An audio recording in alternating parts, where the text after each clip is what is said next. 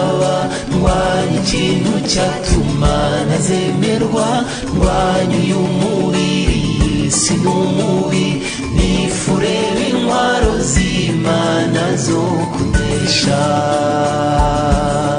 Yemwe bagenzi muganiyo mubwira umukunzi ko nyikura. Bene data bakundwa, ndabaramukije mu izina rya Yesu Kristo. Ndabifuriza amahoro y'Imana. Mugiye kuganira na Imana Rosette, umudiyakoni ku mudugudu wa Nyarugenge. Tugiye kuganira ijambo ry'Imana nahaye intego ivuga ngo intambara ya Gikristo n'uburyo bwo kwinesha. Mbere yuko twinjira mu ijambo nyirizina, ndagira ngo tubanze dusenga Imana.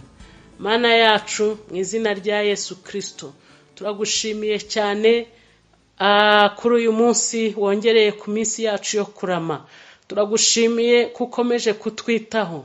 Turagushimiye komeje kubungabunga ubuzima n'ubugingo bwacu. Kandi turagushimiye kudufiteho umugambi mwiza, mugambi udahindurwa n'ibihe, mugambi udahindurwa n'iminsi, mugambi udahindurwa n'ibyorezo. Mugambi wawe uhoraho iteka ryose. Turagushimiye rero ko muri iki gitondo ugiye kuganira natwe mu ijambo ryawe. Reka ijambo ryawe rigira imbaraga zo kuduteza intambwe, tugira aho tuva, tugira aho tujya, tubone icyerekezo. Mwuka wera aduhishurire kandi aganire natwe mu ijambo ryawe. Urakoze kugiye kudufasha muri byose no kubana natwe muri aka kanya keza uduhaye. Tubisabye twizeye mu izina rya Yesu Kristo, umwami n'umukiza wacu. Amen. Nifuje kuganira namwe uyu munsi ku ijambo rivuga ku ntambara ya Gikristo n'uburyo bwo kwinesha. Reka dusome ijambo ry'Imana mu Byahishuwe, igice cya 21 murongo wa 7. Ni ijambo rivuga ngo unesha azaragwa byose, nanjye nzaba Imana ye, nawe aba umwana wanjye. Unesha, hanesha umuntu uba warwanya. Iyo Yohana yandika ngo unesha, nuko Imana izi neza ko turi ku rugamba. Imana izi neza ko turi mu ntambara. Yobu yaravuze ngo iyo umuntu akiri mu isi aba afashe igihe mu ntambara. Niyo mpamvu rero agomba kumenya intambara arwana nayo, agomba kumenya uwo arwana nawe, agomba kumenya n'uburyo yitwara mu ntambara, kugira ngo nanesha azaragwe byose, Imana izitwe Imana ye, nawe aba umwana wayo, babane mu bwami bw'Imana iteka ryose. Intambara ya Gikristo rero turwana, nifuje kubabwira ko irimo ibice bibiri.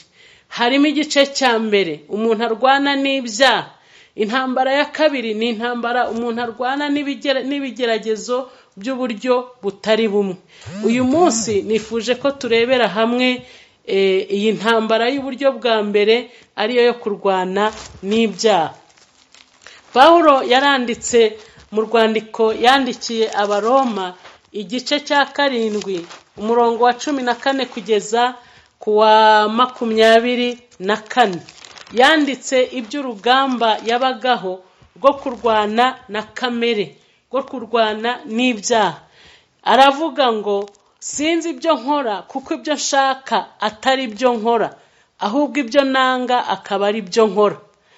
Arangije aravuga ngo nzi yuko muri jye, ibyo ni ukuvuga muri kamere yanjye, nta cyiza kimbamo, kuko mpora nifuza gukora icyiza ariko kugikora ntako. Kuko icyiza nshaka atari cyo nkora, ahubwo ikibi nanga akaba ari cyo nkora.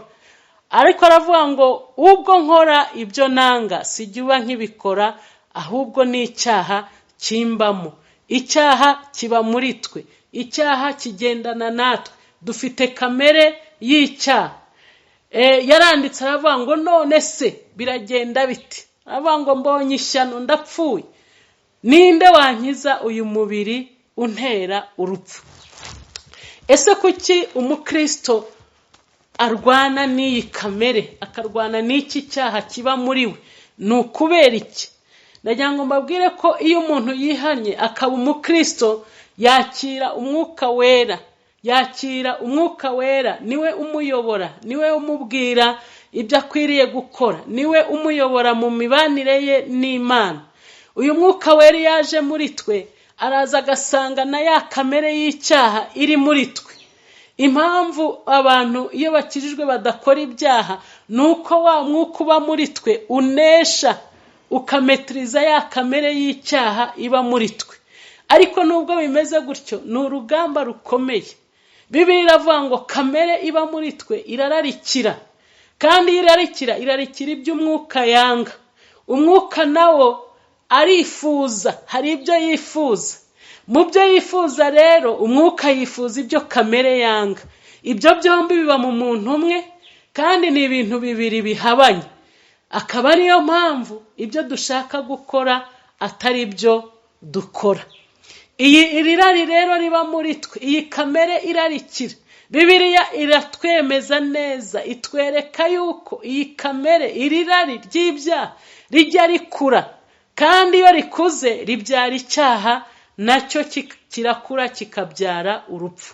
Umumaro w'umwuka wera muri twe ni ukubuza ko kamere y'icyaha, irari ry'icyaha rikura muri twe. Umwuka wera agahora aritsibya. Ni urugamba ruhoraho rero. Nicyo gituma dukwiriye gusaba Imana imbaraga kugira ngo tuneshereze. Bakundwa, ndabibutsa ko iyo umuntu aba muri kamere y'ibyaha arapfa, ubuzima bwe burapfa, ubugingo bwe burapfa. Tubona turi abantu baterana mu nsengero, bari mu matorero atandukanye, mu madini atandukanye, ariko ijambo ry'Imana Yohana yanditse mu Byahishuwe 3:1 yandikira itorero ry'Isarudi, yaravuze ngo ufite imyuka 7 y'Imana n'inyenyeri 7. Aravuga aya magambo ati, nzi imirimo yawe, nuko ufite izina ry'ukuriho, nyamara ukaba uri intumbi. Murongo wa 2 uravuga ngo jya uba maso, ukomeze ibisigaye bigiye gupfa, kuko nabonye ari nta mirimo mwakoze itunganye rwose imbere y'Imana yanjye. Ni ukwibuka ibyo wakiriye n'ibyo wumvise, ubyitondere kandi wihane. Iyo umuntu rero aba mu buzima bukora ibyaha, agenda ari intumbi. Nubwo tumubona ari muzima, nubwo tumubona akora imirimo, ariko aba ari intumbi. Aba akwiriye kugira igihe cyose umwanya wo kwigenzura no kwihana no gukora imirimo yo gukiranuka. Kurwana n'icyaha rero niyo ntambara ya mbere ikomeye kandi ifite ubukana bukomeye kurusha izindi zose. Impamvu ni iyi: nuko urugamba turwana n'icyaha tuba turwana natwe ubwacu, turwana n'umuntu uri imbere muri twe. Ya kamere y'ibyaha iba muri twe, ya kamere irarikira, ya kamere yifuza, ya kamere ishaka imibereho idasanzwe, ya kamere ishaka kwinezeza. Iyo niyo turwana nayo natwe ubwacu. Ni urugamba rusaba ko abantu baba mu masengesho, baba mu bihe byiza byo gusenga, bakabana n'Imana. Turi buze kubireba hepfo gato, tureba ukuntu umuntu, ibintu bishobora gufasha umuntu gutsinda uru rugamba. Abantu rero bataba muri ubu buzima bunesha bisanga barabaye imbata z'ibyaha bimwe na bimwe, nubwo bari mu matorero, nubwo bari mu nzu y'Imana, nubwo bari mu mirimo y'Imana, kubera ko batabaye maso ngo bagire gahunda, bagire ingamba zo guhora banesha kamere y'ibyaha muri bo. Bibashorera mu byaha by'uburyo bitandukanye. Mu gihe cya Pawulo, bari mu bantu bamwe Pawulo yitaga bene se b'ibinyoma. Babaga bitwa bene se, ariko bakamugambanira, ariko bakamugirira nabi, kandi ari umukozi w'Imana. Dukwiriye gusaba Imana imbaraga zo gutsinda uyu mwanzi tugendana witwa kamere y'icyaha. Mbese umuntu yanesha ate intambara y'icyaha? Muri rusange, kugira ngo uneshe intambara y'icyaha ugomba kumenya uwo urwana nawe. Umwanzi wacu wa mbere ni kamere yacu, nk'uko nabivuze haruguru, cyangwa umubiri wacu bwacu. Imibiri yacu yambaye kamere irarikira, kamere yikunda, kamere ishaka kwinezeza n'ibindi byinshi. Kandi muri uko kwikunda nuko gushaka kwinezeza bihabanye n'umwuka wera uri muri twe. Niyo mpamvu umwuka wera uri muri twe agomba guhora arwana na kamere iri muri twe kugira ngo duhindurire abantu kuba abantu banezeza Imana, bubaha Imana kandi bayihesha icyubahiro. Kugira ngo tuneshe uyu mubiri rero, mbese n'iki twakora? Tugomba kuba twarawutanze, tugomba kuwuha Kristo akawutegeka. Pawulo yageze ubwo avuga ngo sijye uriho, ahubwo ni Kristo uriho muri jye. Abantu bararebaga bakabona Pawulo, ariko yari Kristo uriho muri we. Tukwiriye kugera ku rugero Kristo aba muri twebwe wese akatuyobora, akayobora ibyifuzo byacu, akagenga imitekerereze yacu. Niba twarakiriye agakiza, ntabwo tukitegeka kuko twaguzwe amaraso y'igiciro cyinshi. Nicyo gituma imibiri yacu ikwiriye gutegekwa n'uwo wayiguze ari we Kristo, ikabaho ubuzima bwubahisha Imana. Mwanzi wacu wa kabiri ni Satani. Uyu niwe ujya utega imitego myinshi mu buzima bwacu bwa buri munsi. Atwumvisha ko dushobora gukora icyaha kugira ngo turengere ubuzima. Ndetse iyo bigeze aho bikomeye, hari n'igihe atubwira ati ariko nta kibazo gihari, iki cyaha wagikora, ejo ukazagenda ukatura, ejo ukihana, ariko ukagera ku cyo washakaga kugeraho, ukagera ku ntego. Nta kibazo, urashobora kuriganya kugira ngo ubone inyungu runaka. Nta kibazo, ejo uzagenda wature. Afite uburiganya bwinshi rero. Satani ikindi kintu akora, adukuramo kwizera Imana ishobora byose. Akatwigisha ko tugomba kwirwanaho, akatwigisha ko tugomba kugira ubwenge, akatwigisha ko hari za situasiyo zimwe na zimwe twemererwa gukora ibyaha, twemererwa kubeshya, twemererwa kwirwanaho. Ubwo rero aba yatwambuye kwizera, yadushyize muri position de faiblesse, akatwereka ko Imana itazaza ngo ikore ibintu byose, ko hari ibyo natwe tugomba kwirwanaho. Ariko ubu ni uburiganya bwa Satani, dukwiriye kubumenya no kubwirinda. Satani ajya yongorera umuntu, akamwumvisha ko nadakora ibyo gukiranirwa ari gusabwa, ko ubuzima bwe buraba burangiye, ko nta mibereho azagira, ko azakena. Ahangaha ajya nakoresha n'abandi, kavuga ati nakanaka murasengana, nakanaka muri kumwe hariya muri iriya torero, ariko nawe nuko yabigenje, niyo mpamvu yageze kuri biriya ureba, niyo mpamvu abayeho buriya buzima. Dukwiriye kumenya ko Kristo wenyine ari we cyitegererezo cyacu, tugatsinda Satani. Washaka kutwereka ko hari na bene data bagize uko babigenza, bakabona indamu runaka, ko nawe kubikora ntacyo byaba bitwaye. Uyu muriganya rero witwa Satani ajya ageraho naho akoresha amasezerano twahawe n'Imana. Kongorera umuntu akamubwira ngo Imana yari yarabikubwiye, dore igiye kubisohoza, none genza utya, none se nutabikora ibyo yakubwiye bizasohora bite? Nyamuneka agira ubwenge, dore n'Imana irafashwa. Bene data, ubu ni uburiganya bukomeye. Imana ntabwo ikeneye imbaraga zacu kugira ngo idosohoreze amasezerano. Ntabwo ikeneye ibitekerezo byacu, ntabwo ikeneye préalable, niko nabivuga mu Gifaransa. Ntabwo ikeneye imbaraga zacu, ntituyifasha, irihagije. Niba hari icyo yavuganye nawe, izagisohoza, utagombye gukora ibyo gukiranirwa. Wihangane uyitegereze. Uyu mwanzi rero ni umuriganya, akoresha amayeri menshi ngo agushukashuke, agutandukanye n'urukundo rw'Imana. Ukwiriye kuba maso cyane kugira ngo Kristo wakunze, Kristo wakiriye, agume muri we kandi agume kugira ubutware ku buzima bwawe bwose. Umwanzi wa gatatu ni isi. Isi ni umwanzi w'iby'Imana biri muri twe, ni umwanzi w'iby'Imana twakiriye igihe twihanaga, igihe twakiraga agakiza.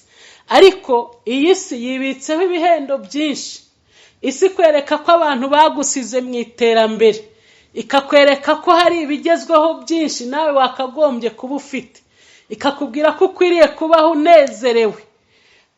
Muri iki gihe hari n'ababyigisha, yewe bakigisha bati nta mukristo ugeragezwa, nta mukristo wo kubaho nabi, Kristo agomba kuba afite ubutunzi.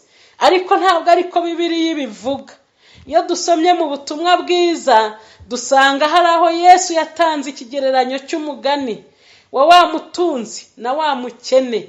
Wa mukene wabayeho ubuzima bwe bwose abayeho nabi, hanyuma na wa mukire wabayeho anezerewe, kandi ngo bose baragiye. Bibiliya ijambo ry'Imana riratubwira mu gitabo cyo gutegeka kwa 2 ngo abakene ntabwo bazabura muri twe, abagize icyo bafite bajye bafasha abandi, kuko abakene batazabura muri twe. Ntabwo abantu bose bazabaho neza, ntabwo abantu bose bazareshya, ntabwo abantu bose bazagira imibereho myiza. Oya, buri wese afite urugendo rwe, buri wese afite inzira anyuramo, buri wese afite iby'Imana yamugeneye. Niyo mpamvu Satani adakwiriye kugushukisha ibihendo by'isi ngo akubwire ko isi yagusize, ngo akubwire ko hari abageze ku majyambere arenze, ko nawe ukwiriye gukora nk'uko bakoze kugira ngo ubone indamo. Imana idufashe kandi tugirire neza. Hari ibintu 5 rero bituma umukristo anesha urugamba rw'ibyaha. Icyambere nakivuze ni ukumenya uwo urwana nawe. Tumaze kubivuga neza, ntabwo ndi buze kubigarukaho cyane. Icya kabiri ni ukumenya neza intego n'icyerekezo cy'urugendo, urugendo rw'agakiza watangiye. Ahangaha wibaza ibibazo ngo ndava he, ndajya he, icyerekezo cyanjye ni ikihe, intego yanjye ni iyihe.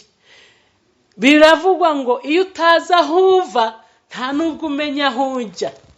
Iyo utazi aho ujya ntushobora kugira za objectif cyangwa se intego, ugenda nk'umuntu utagira intego. Iyo umuntu afite intego rero z'icyo ashaka kugeraho, nta kimutangira, kandi yirinda ikintu cyose kiba ari icyiza, kiba gisa neza, kiba ari ikibi. Yirinda ikintu cyose cyatuma atagera ku ntego ye.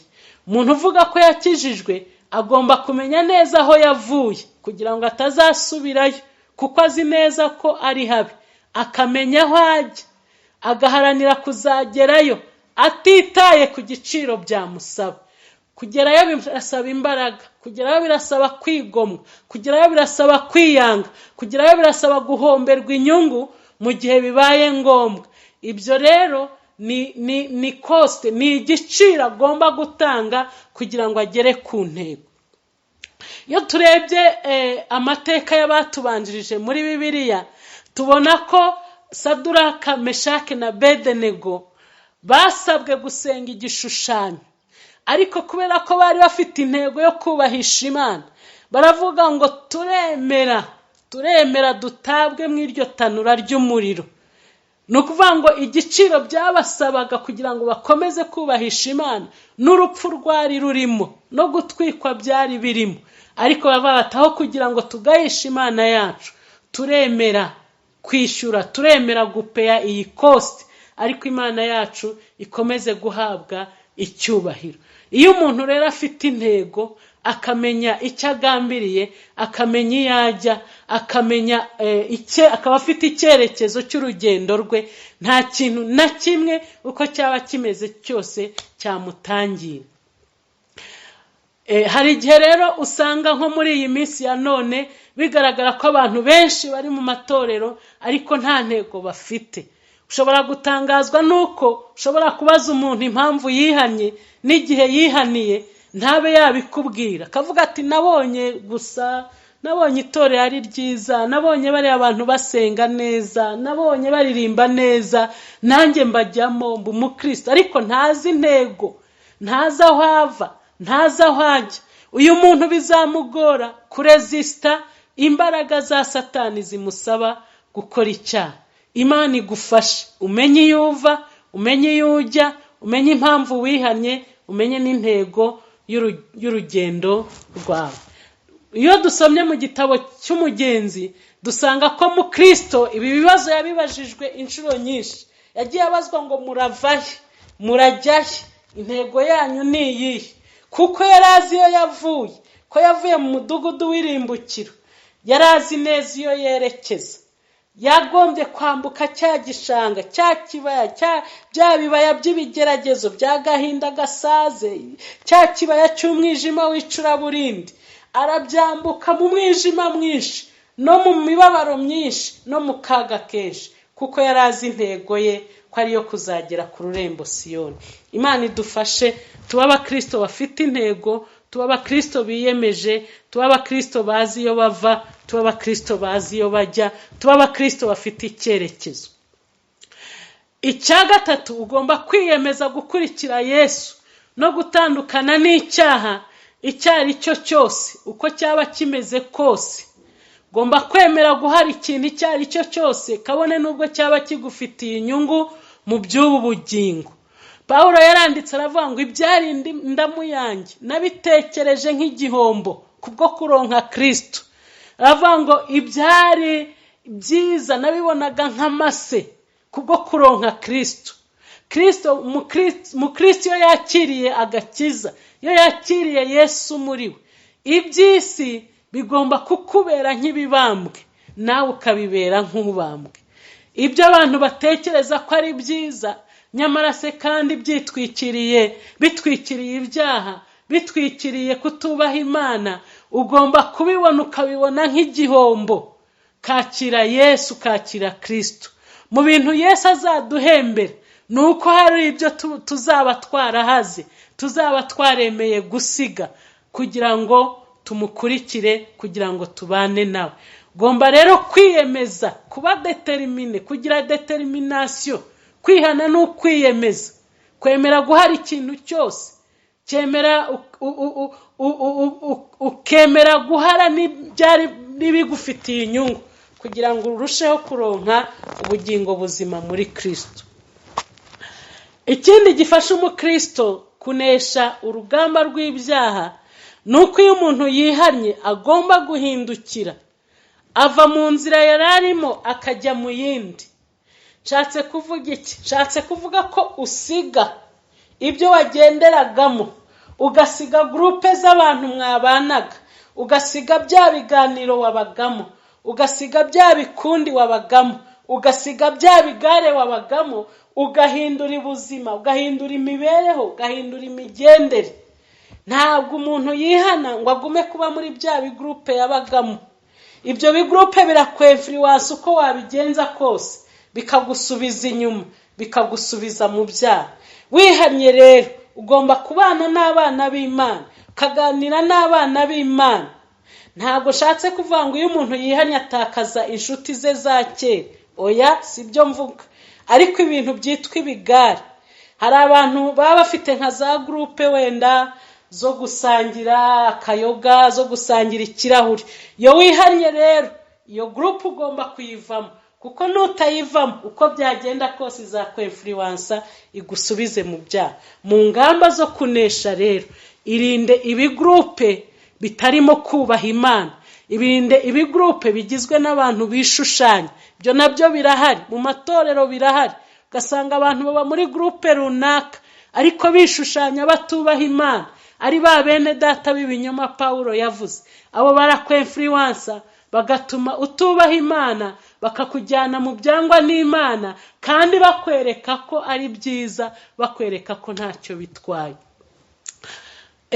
Icya gatanu ukwiriye kwitaho nk'umukristo kugira ngo uneshe uru rugamba rw'icyaha, nuko ukwiriye kugira umwete wo gusenga no kwiyiriza ubusa, no kugira umwete wo gusoma ijambo ry'Imana.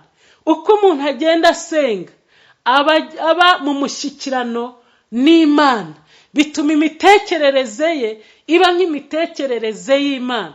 Umwuka wera abona umwanya mu buzima bwe, umwuka wera abona umwanya mu bugingo bwe, kuko afata igihe kinini cyo kubana n'Imana no kuganira nayo. Imana idufashe. Iyo ufata umwanya wo gusoma ijambo ry'Imana buri gitondo mbere y'uko ujya mu mirimo cyangwa se nimugoroba, ijambo ry'Imana riguma muri wowe, rikakurinda kuba ya kamere y'ibyaha twavuze haruguru. Bene data rero, ndangiza ndagira ngo nkwifurize kubaho mu buzima bunesha icyaha, mu buzima bunesha irari, mu buzima bunesha ubusambanyi, mu buzima bunesha ibyaha by'uburyo butari bumwe, ubuzima bunesha kubeshya, ubuzima bunesha kwirwanirira. Imana igufashe, Imana iguha umugisha, kandi Imana igukomeze. ndagira ngo dusenge Imana kandi usabe imbaraga. Niba hari ibyaha waguyemo uyu munsi wa none, Imana ikweze, Imana ikubabarire, Imana yongere kukuzuza umwuka wera, kandi ujye umwumvira, wumve icyo umwuka wera avugana nawe muri situwasiyo yose udafitiye igisubizo. Gira umwete wo kujya kuyisengera, gira umwete wo gufata umunsi wo kwiyiriza ubusa, usengera icyo kibazo kiguhangayikishije, kiri kugusaba gukora iby'Imana idashaka kugira ngo ubone inyungu. Icyo gihe nibwo uzibikaho imbaraga zizakubashisha kunesha icyaha icyo ari cyo cyose no kugenda nk'uko Imana ishaka. Imana iguha umugisha mu izina rya Yesu. Reka dufatanye gusenga.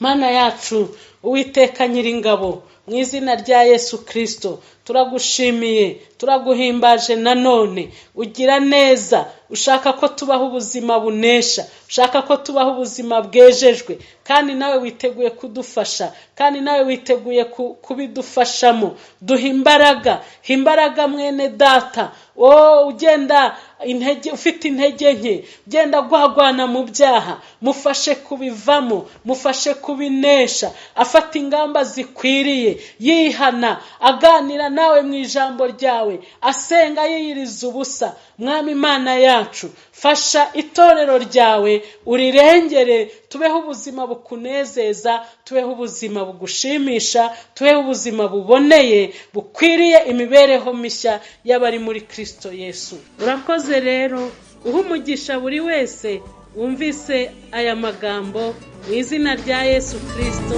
Amen. Bagenzi